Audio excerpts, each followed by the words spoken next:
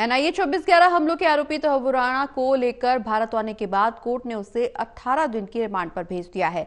इस गंभीर मामले को लेकर विदेश मामलों के जानकार मेजर जनरल ध्रुव कटोच से बातचीत की है हमारे असिस्टेंट एडिटर ललित नारायण कांडपाल ने। 26/11 हमलों के आरोपी तहव्वुर राणा को भारत लाया जा चुका है। कल रात पटियाला हाउस कोर्ट ने इस पूरे मामले की सुनवाई करते हुए उसे 18 दिन की एनआईए रिमांड पर भेज दिया है। आखिर अब भारत एनआईए एजेंसी जो है वो इस पूरे मामले में क्या पूछताछ करना चाहती है, आखिर हमारे सामने क्या टास्क है, इस पूरे मामले पर मेरे साथ बात करने के लिए मौजूद हैं इंडिया फाउंडेशन के डायरेक्टर और विदेश मामलों के जानकार ध्रुव कटोच। उनसे बात करते हैं। सर, टोटल टीवी पर आपका बहुत बहुत स्वागत है। मेरा आपसे सवाल ये है कि जिस तरीके से हम उसे लाए हैं, सबसे पहले तो आप मुझे बताइए कि उसको लेकर आना ये अपने आप में कितना बड़ा एक तरह से मूव है, कितनी बड़ी सक्सेस है? देखिए, एक बात मैं बताना चाहता हूँ, जहाँ तक अमेरिका जैसे देश हैं जो दुनिया के सबसे पावरफुल देश हैं, वो इस प्रकार किसी को भी हैंड ओवर नहीं करते हैं। और आम तौर पर हमने देखा है वो इन केसेस को अपने आप ही डील करना चाहते हैं। ये तहव्वुर हुसैन राणा, इसको वापस लाना मैं समझता हूँ ये सरकार की बहुत बड़ी कामयाबी है, मौजूदा सरकार की, हमारे डिप्लोमेट्स की और हमारे इंटेलिजेंस एजेंसीज की। बहुत मेहनत की है। ये कोई मामूली मामला नहीं था और इसको वापस लाना मैं समझता हूँ बहुत ही बड़ी जीत है भारत की।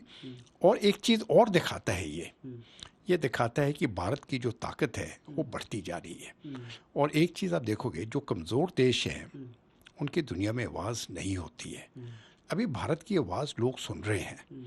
वो इसलिए नहीं सुन रहे क्योंकि वो भारत से प्रेम करते हैं, वो समझते कि नहीं ये भारत बहुत अच्छा देश है। वो इसलिए भारत की बात सुनते हैं क्योंकि भारत मजबूत हो रहा है। और जैसे हमारी मजबूती बढ़ती जाएगी बाकी देश भी सुनेंगे।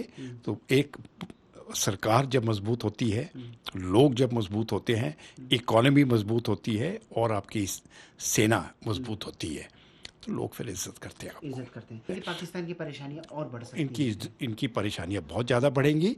और अगर इंटरनल एंगल भी हमने पकड़ लिया तो जो हमारे किरदार हैं, जो, और मैं कहता हूँ कोई इस प्रकार का जो होगा वो सीनियर लीडर ही हो सकता है, जो उनके साथ मेल मिलाप कर रहा था और बोलता है कि ठीक है, अगर ये अटैक होगा इसको हम हिंदू टेरर कहलाएंगे।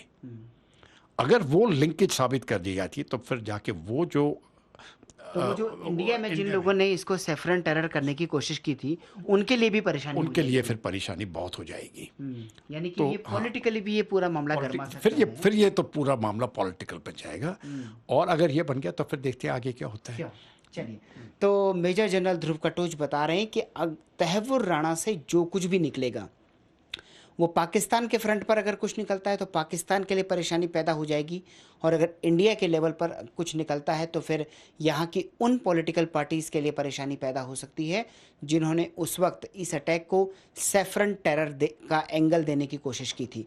अब देखना ये होगा आने वाले दिनों में। अभी 18 दिन की रिमांड है, किस तरह से क्या क्या चीज़ें निकल कर सामने आती हैं। कैमरा पर्सन मनोज कोहली के साथ ललित नारायण कांडपाल, टोटल न्यूज़, दिल्ली।